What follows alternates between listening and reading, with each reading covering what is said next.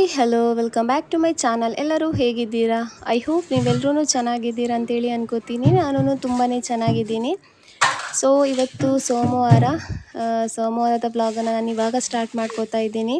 ನಾನು ಅಮ್ಮನ ಮನೆಗೆ ಹೋಗಿದ್ದೆ. ಹೋಗುವಾಗಲೇ ಚಿಕನನ್ನು ಏನು ಮಾಡಿದ್ದೆ ಅಂದರೆ ಡೀಪ್ ಫ್ರೀಸ್ ಆಗೋದಕ್ಕೆ ಹೊರಗಡೆ ಇಟ್ಟಿದ್ದೆ. ಸೊ ಇವಾಗ ಅದು ಡೀಪ್ ಫ್ರೀಸ್ ಆಗಿದೆ. ಇವಾಗ ಇದನ್ನು ನಾನಿಲ್ಲಿ ಇವತ್ತು ನನಗೆ ನೀನೆ ನಾನು ಪತ್ರ ಮಾಡಿದ್ನಲ್ಲ, ನಿಜ ಹೇಳಬೇಕಂದ್ರೆ ನಾನು ರಂಜಾನಲ್ಲಿ ಪತ್ರ ಇದೆಯಲ್ವ ಅದು ಮಾಡೋದಕ್ಕೇ ಹೋಗಲ್ಲ. ಯಾಕೆಂದರೆ ನಾವು ಇಫ್ತಾರಿಗೆ ರೆಡಿ ಮಾಡುವಾಗ ಫುಲ್ಲು ಸುಸ್ತಾಗಿಬಿಟ್ಟಿರ್ತೀವಿ. ಆಮೇಲೆ ಇಫ್ತಾರಿ ಆದಮೇಲೆ ಕಿಚನಿಗೆ ಹೋಗೋದಕ್ಕೇ ಇಷ್ಟ ಆಗಲ್ಲ. ಸೊ ಅದಕ್ಕೋಸ್ಕರ ನಾನು ಜಾಸ್ತಿಯಾಗಿ ರೈಸ್ ಐಟಮ್ಗಳಲ್ಲಿ ಆಮೇಲೆ ಈಸಿ ಆಗುವಂಥದ್ದು ಚಪಾತಿ ಎಲ್ಲ ಮಾಡೋದು. ಬಟ್ ಇವತ್ತು ಬಿರಿಯಾನಿ ಮಾಡೋಣ ಅಂತೇಳಿ ಅನ್ನಿಸ್ತು. ಸೊ ಅದಕ್ಕೋಸ್ಕರ ಇಲ್ಲಿ ಬಿರಿಯಾನಿ ಮಾಡೋದಕ್ಕೆ ರೆಡಿ ಮಾಡ್ತಾ ಇದ್ದೀನಿ. ಅಂದರೆ ಫಸ್ಟಿಗೆ ನಾನು ಇಲ್ಲಿ ಸ್ವಲ್ಪ ಚಿಕನನ್ನು ತಗೋತಾ ಇದ್ದೀನಿ. ಇವತ್ತು ನಾನೊಂದು ರೆಸಿಪಿ ಮಾಡೋಣ ಅಂತೇಳಿ. ತುಂಬ ದಿವಸ ಆಯಿತು ಶಾರ್ಟ್ಸ್ ವೀಡಿಯೋ ಅಪ್ಲೋಡ್ ಮಾಡಿಲ್ಲ. ನಾನು ರಮದಾನ್ ಸೀರೀಸ್ನ ಅರ್ಧದಲ್ಲೇ ಕೈ ಬಿಟ್ಟಿದ್ದೀನಿ. ಬಟ್ ವ್ಲಾಗನ್ನು ಬಿಡಬಾರ್ದು ಅಂತ ಹೇಳಿ ನಾನಿಲ್ಲಿ ಡೈಲಿ ವ್ಲಾಗ್ ಹಾಕೋತಾ ಇದ್ದೀನಿ.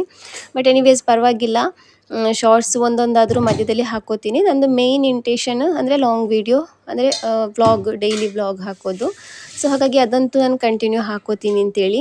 ಶಾರ್ಟ್ಸ್ ಪರವಾಗಿಲ್ಲ, ಬಟ್ ನಾನು ಸ್ಟಾರ್ಟ್ ಮಾಡಿದ್ದೆ ರಮದಾನ್ ಸೀರೀಸ್ ಅಂತೇಳಿ, ಅರ್ಧದಲ್ಲೇ ಬಿಟ್ಟಿದ್ದೀನಿ. ಸೊ ಇವತ್ತೊಂದು ಶಾರ್ಟ್ಸ್ ಹಾಕೋಣ ಅಂತೇಳಿ ಇವತ್ತು ಒಳ್ಳೆ ಕ್ರಿಸ್ಪಿ ಮಲಾಯಿ ಚಿಕನ್ ಸಮೋಸ ಮಾಡ್ತಾಯಿದ್ದೀನಿ. ಸೊ ಅದಕ್ಕೋಸ್ಕರ ಇಲ್ಲಿ ನಾನು ಬೋನ್ಲೆಸ್ ಚಿಕನ್ ಇದೆಯಲ್ಲ ಅದನ್ನೆಲ್ಲ ಚಿಕ್ಕ ಚಿಕ್ಕದಾಗಿ ಕಟ್ ಮಾಡಿ ಇಟ್ಕೋತಾ ಇದ್ದೀನಿ.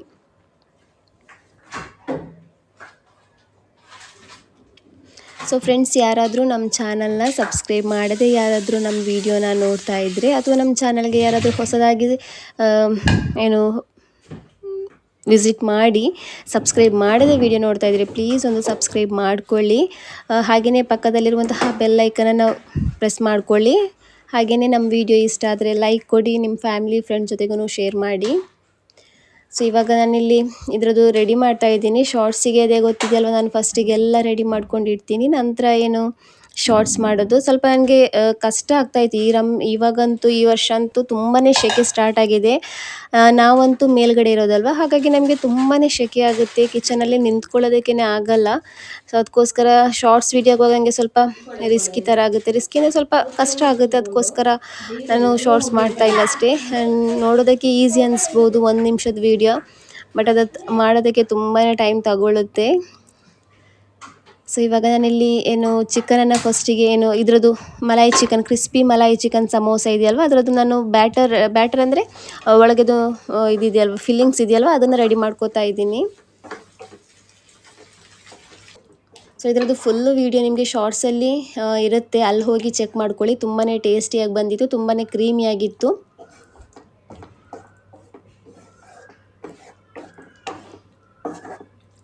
ನಮಗೆ ಎಷ್ಟು ತಿಕ್ ಬೇಕು ಅಷ್ಟು ತಿಕ್ ಇದನ್ನು ಮಾಡ್ಬೋದು. ಸ್ವಲ್ಪ ನೀರು ಥರ ಆದರೆ ಅಂದರೆ ನಾವು ಆಗಿರೋ ಕ್ರೀಮು ಮೈನೀಸ್ ಎಲ್ಲ ಸ್ವಲ್ಪ ಜಾಸ್ತಿ ಆದರೆ ಸ್ವಲ್ಪ ಮೈದಾನ ಸೇರಿಸಿ, ಆವಾಗ ಕರೆಕ್ಟ್ ಆಗುತ್ತೆ, ಸ್ವಲ್ಪ ತಿಕ್ಕಾಗುತ್ತೆ.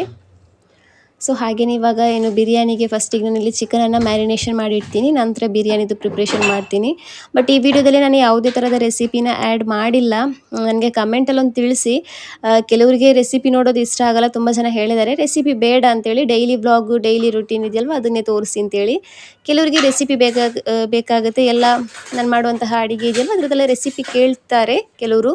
ಸೊ ಅದಕ್ಕೋಸ್ಕರ ನನಗೆ ಇವತ್ತು ಕಮೆಂಟಲ್ಲಿ ತಿಳಿಸಿ, ಯಾರ್ಯಾರು ಇವತ್ತು ವೀಡಿಯೋಸ್ ಎಲ್ಲ ನೋಡ್ತೀರ ನಂದು, ಅವರು ಒಂದು ಕಮೆಂಟಲ್ಲಿ ನನಗೆ ತಿಳಿಸಿ.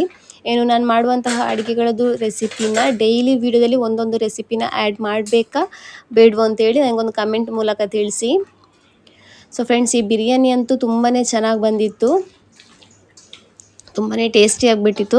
ನನಗೆ ಇಫ್ತಾರಿ ಆದಮೇಲೆ ಬಿರಿಯಾನಿ ತಿನ್ನೋದಕ್ಕೆ ಚೆನ್ನಾಗಾಗುತ್ತೆ, ತುಂಬಾ ಇಷ್ಟ ಆಗುತ್ತೆ. ಬಿರಿಯಾನಿ ಅಂದರೆ ಎಲ್ರಿಗೂ ಇಷ್ಟ ಆಗುತ್ತೆ, ಅದೇ ಥರ ನನಗೂ ತುಂಬಾ ಇಷ್ಟ. ಸೊ ಇವಾಗ ಆಲ್ಮೋಸ್ಟ್ ಡನ್ ಆಗಿದೆ ಶಾರ್ಟ್ಸ್ ವೀಡಿಯೋ. ಸೊ ಇವಾಗ ಇದರಲ್ಲೂ ನಾನು ತೋರಿಸ್ತಾ ಇದ್ದೀನಿ ಯಾವ ಥರ ಪ್ಯಾಟೀಸ್ ಮಾಡ್ತಾಯಿದ್ದೀನಿ ಅಂತೇಳಿ. ಇದು ಸಮೋಸ ಶೀಟ್ ಇದೆಯಲ್ವ ಅದರಲ್ಲೇ ಮಾಡ್ತಾಯಿದ್ದೀನಿ ನಾನು. ನಂತರ ಇದನ್ನು ನಾನು ಏನು ಮಾಡ್ತೀನಿ ಅಂದರೆ ಮೈದಾ ಸ್ಲರ್ ಇದೆಯಲ್ವ ಅದರಲ್ಲಿ ಡಿಪ್ ಮಾಡಿ, ನಂತರ ಬ್ರೆಡ್ ಕ್ರಮ್ಸಲ್ಲಿ ಕೋಟ್ ಮಾಡಿ ಇದನ್ನು ಫ್ರೈ ಮಾಡ್ಕೊಳ್ಳೋದ್ರಿಂದ ತುಂಬಾ ಕ್ರಿಸ್ಪಿಯಾಗಿರುತ್ತೆ, ತುಂಬಾ ಚೆನ್ನಾಗಾಗುತ್ತೆ. ಸೊ ಅದಕ್ಕೋಸ್ಕರ ಆ ಥರ ಮಾಡ್ತಾಯಿದ್ದೀನಿ.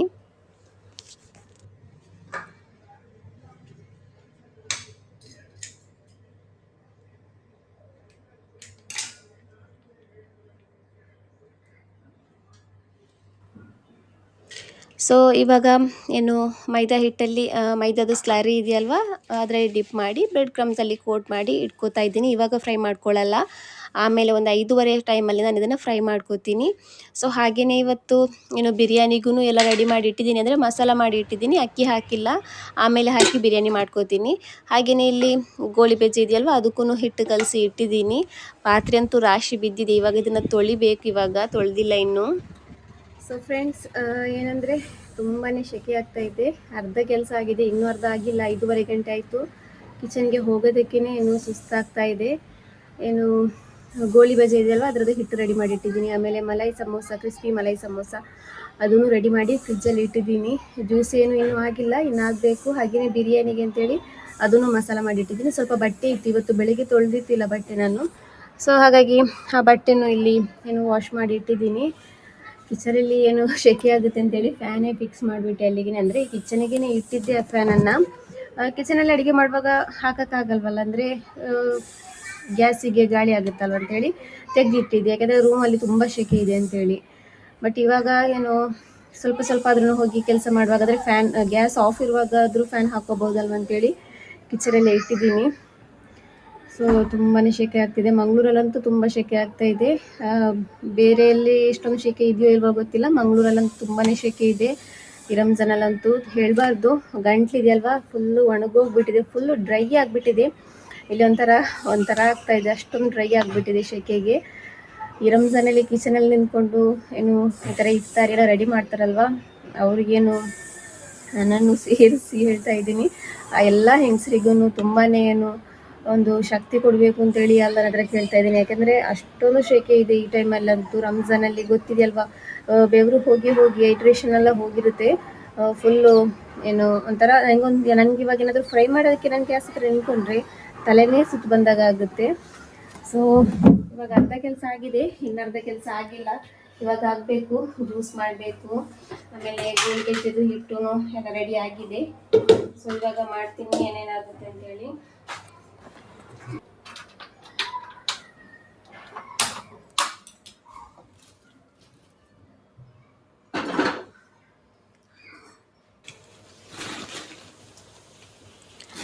ಹಸ್ಬೆಂಡ್ ಬರುವಾಗ ಸಮೋಸನೂ ಬಂದಿದ್ದಾರೆ.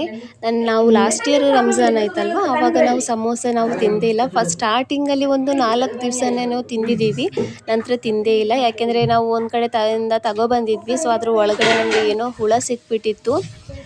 ಸೊ ಅದಕ್ಕೋಸ್ಕರ ಆಮೇಲೆ ಸಮೋಸ ತಿನ್ನೋದಕ್ಕೇ ಮನಸ್ಸಾಗಿಲ್ಲ. ತುಂಬ ಟೈಮ್ ತನಕ ನಾವು ತಿಂದೇ ಇಲ್ಲ ಸಮೋಸ, ಎಲ್ಲಿದ್ದೂ ತಿಂದಿಲ್ಲ ನಾವು. ಬಟ್ ಈ ವರ್ಷ ಸ್ಟಾರ್ಟ್ ಮಾಡಿದ್ದೀವಿ, ಇವಾಗ ನೆನಪಾಯಿತು, ಅದಕ್ಕೋಸ್ಕರ ಹೇಳಿದ್ದೀನಿ. ಇನ್ನು ತಂಗಿರು ಅವ್ರಿಗೂ ನೆನಪಾಗ್ಬಿಡುತ್ತೆ ಇವಾಗ ನಾನು ಹೇಳಿದ ಮೇಲೆ. ಸೊ ಇವಾಗ ನಾನಿಲ್ಲಿ ಏನು ಗೋಳಿ ಬಜೆ ಇದೆ ಅಲ್ವಾ, ಇದನ್ನು ಎಣ್ಣೆಗೆ ಹಾಕೋತಾ ಇದ್ದೀನಿ. ತುಂಬಾ ಸಾಫ್ಟಾಗಿ ಬಂದಿತ್ತು, ತುಂಬಾ ಚೆನ್ನಾಗಾಗುತ್ತೆ. ನಾನು ಲಾಸ್ಟ್ ಟೈಮಲ್ಲಿ ಪ್ಲ್ಯಾನ್ ಮಾಡಿರೋದು, ಅಂದರೆ ಲಾಸ್ಟಿಗೆ ಪ್ಲ್ಯಾನ್ ಮಾಡಿರೋದು ಇದನ್ನು ನಾನು ಒಂದು 3 ಗಂಟೆ ಆಗುವಾಗ ಏನು ಬ್ಯಾಟರ್ ರೆಡಿ ಮಾಡಿ ಇಟ್ಟಿರೋದು. 3 ಗಂಟೆ ಇಲ್ಲ 4 ಗಂಟೆ ಆಗಿದೆ ಆವಾಗ ಬ್ಯಾಟರ್ ರೆಡಿ ಮಾಡಿ ಇಟ್ಟಿರೋದು. ಇದನ್ನು ಜಾಸ್ತಿ ಹೊತ್ತು ನಾವು ಇಟ್ಟರೆ ಏನಾಗುತ್ತೆ ಅಂದರೆ ತುಂಬಾ ಚೆನ್ನಾಗಿ ಬರುತ್ತೆ ಗೋಳಿ ಬಜೆ. ಬಟ್ ಪರವಾಗಿಲ್ಲ, ಚೆನ್ನಾಗಿ ಬಂದಿತ್ತು. ನಾನು ಇದನ್ನು ಫ್ರೈ ಮಾಡಿರುವಾಗಲೇ ಏನು 5:30 ಗಂಟೆ ಆಗಿಬಿಟ್ಟಿತ್ತು. ಸೊ ಹಾಗಾಗಿ ಚೆನ್ನಾಗಿ ಸಾಫ್ಟಾಗಿಯೇ ಬಂದಿತ್ತು.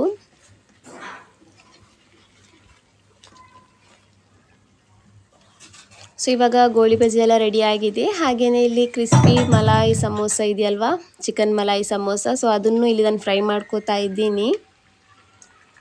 ಹಾಗೇನೇ ನನಗೆ ಸ್ವಲ್ಪ ಹಸ್ಬೆಂಡು ಏನು ಹೆಲ್ಪ್ ಮಾಡ್ತಾ ಇದ್ದಾರೆ, ಪೈನಾಪಲ್ ಎಲ್ಲ ಕಟ್ ಮಾಡಿ ಕೊಡೋದು. ಸೊ ನಾನು ತುಂಬ ವೀಡಿಯೋದಲ್ಲಿ ಹೇಳಿದ್ದೀನಿ ಫ್ರೆಂಡ್ಸ್ ನಿಮಗೆ. ಕೆಲವರು ಅಂದರೆ ಇವಾಗ ಸಬ್ಸ್ಕ್ರೈಬ್ ಮಾಡಿರೋರಾಗಿರ್ಬೋದು, ಅವರು ನನಗೆ ತುಂಬ ಏನು ಪ್ಲೀಸ್ ಬ್ಯಾರೀಲಿ ವಿಡಿಯೋ ಮಾಡಿ ಅಂತ ಹೇಳ್ತಾ ಇದ್ದಾರೆ. ನಾನು ಫಸ್ಟಿಗೆ ಹೇಳಿದ್ದೆ, ನನಗೆ ಬ್ಯಾರೀಲಿ ವಿಡಿಯೋ ಮಾಡೋಕ್ಕಾಗಲ್ಲ ಅಂದರೆ ಬ್ಯಾರಿ ಮಾತಾಡೋಕ್ಕೆ ಬರಲ್ಲ ಅಂತಲ್ಲ, ಯಾಕಾಗ್ತಾ ಇಲ್ಲ ಅಂದರೆ ನಾನು ಕನ್ನಡದಲ್ಲೇ ಸ್ಟಾರ್ಟ್ ಮಾಡಿರೋದು. ಸೊ ಹಾಗಾಗಿ ನನಗೆ ಕನ್ನಡದಲ್ಲೇ ಕಂಟಿನ್ಯೂ ಮಾಡ್ತೀನಿ. ತುಂಬ ಜನ ಕನ್ನಡ ಅರ್ಥ ಆಗೋರೇ ಇರೋದು, ಬ್ಯಾರಿ ಅಂತೂ ಎಲ್ರಿಗೂ ಅರ್ಥ ಆಗಲ್ವಲ್ಲ, ಕನ್ನಡ ಎಲ್ರಿಗೂ ಅರ್ಥ ಆಗುತ್ತೆ. ಸೊ ಹಾಗಾಗಿ ಏನು ನಾನು ಬ್ಯಾರಿಲೇ ಬ್ಯಾರಿಲಿ ಮಾಡೋಕ್ಕಾಗಲ್ಲ, ಕನ್ನಡದಲ್ಲೇ ಮಾಡ್ಕೋತೀನಿ.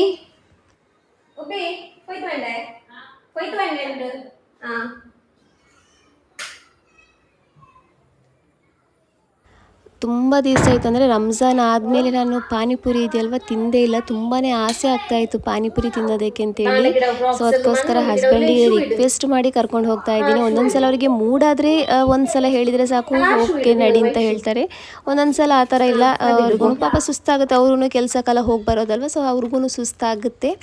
ಬಟ್ ಒಂದೆರಡು ಸಲ ಹೇಳಿದ ಮೇಲೆ ಓಕೆ ಹೋಗಿ ಬರೋಣ ಅಂತ ಹೇಳಿದರು. ಸೊ ಅದಕ್ಕೋಸ್ಕರ ಇವಾಗ ನಾನು ದೂರ ಏನೂ ಅಲ್ಲ, ದೇರಳಕಟ್ಟೆ KC ರೋಡಲ್ಲಿ ಇದೆ. ಬಟ್ ಇವಾಗ ಇದೆಯಲ್ಲೋ ಗೊತ್ತಿಲ್ಲ. ಬಟ್ ನನಗೆ ದೇರಳಕಟ್ಟೆಯಲ್ಲಿ ಅಲ್ಲಿ ಮೋರ್ ಇದೆಯಲ್ವ, ಅದರ ಹತ್ತಿರನೇ ಒಬ್ಬರು ಪಾನಿಪುರಿ ಮಾಡ್ತಾರೆ, ತುಂಬ ಜನ ಇರ್ತಾರೆ ಅಲ್ಲಿ. ಸೊ ಅಲ್ಲಿಂದ ಒಂದು ಸಲ ತಿಂದು ನೋಡೋಣ ಅಂತೇಳಿ ಸೊ ಇವಾಗ ನಾನು ಇಲ್ಲಿ ಹೋಗ್ತಾ ಇದ್ದೀನಿ.